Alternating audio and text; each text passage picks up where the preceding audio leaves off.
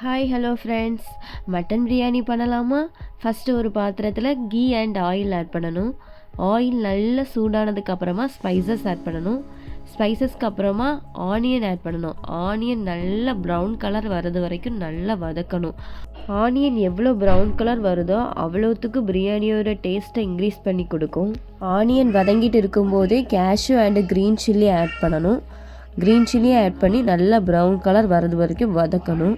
Next ginger garlic paste add பண்ணணும். Ginger garlic paste தான் பிரியாணியோட ஸ்மெல்லை நல்லா இன்க்ரீஸ் பண்ணி கொடுக்கும். ஜிஞ்சர் ஹார்லிக் பேஸ்ட்டை ஆட் பண்ண உடனே பாத்திரம் அடிபிடிக்கும். ஸோ சிம்மில் வச்சு நல்லா வதக்கணும். நெக்ஸ்ட்டு டொமேட்டோ ஆட் பண்ணணும். அண்ட் பிரியாணிக்கு தேவையான சால்ட்டும் ஆட் பண்ணணும். சால்ட்டும் ஆட் பண்ணி நல்லா டொமேட்டோ வதங்கிறது வரைக்கும் வதக்கணும். பிரியாணிக்கு தேவையான ஸ்பைசஸ்லாம் 1 by 1 ஆட் பண்ணணும். கரம் மசால் பொடி, வத்தல் பொடி, மல்லிப்பொடி எல்லாம் 1 by 1 ஆட் பண்ணி நல்லா பச்சை ஸ்மெல் போகிறது வரை நல்லா வதக்கணும். ஸ்பைசஸோட பச்சை ஸ்மெல் போன பிறகு புதினா அண்டு மல்லி எல்லாம் நல்லா குட்டி குட்டியாக கட் பண்ணி வச்சுட்டு ஆட் பண்ணணும். தயிர் ஆட் பண்ணணும். தயிர் ஆட் பண்ணோடனே எண்ணெய் பிரிஞ்சு வரும். ஸ்பைசஸ் போட்டிருந்தது, மல்லி இலை போட்டிருந்தது எல்லாமே எண்ணெய் பிரிஞ்சு வரும். அதை நல்லா வதக்கணும்.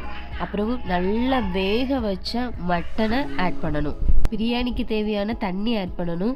தண்ணி பாஸ்மதி ரைஸ்னால் 1க்கு 1.5ங்கிற அளவில் ஆட் பண்ணணும். 1 கப் அரிசிக்கு 1.5 கப் தண்ணிங்கிற அளவில் ஆட் பண்ணணும். ஆட் பண்ணி நல்லா கொதிக்க வைக்கணும். கொதிக்க வச்ச பிறகு வாஷ் பண்ணி வச்சுருக்கிற பிரியாணி ரைஸை தண்ணி இல்லாமல் வடிகட்டி ஆட் பண்ணணும். மூடி போட்டு 75% நல்லா வேக விடணும். 75% வெந்த பிறகு பழைய தோசைகளில் போட்டு ஒரு 15 to 20 மினிட்ஸ் தம் போட்டு எடுத்தால் டேஸ்டியான மட்டன் பிரியாணி ரெடி.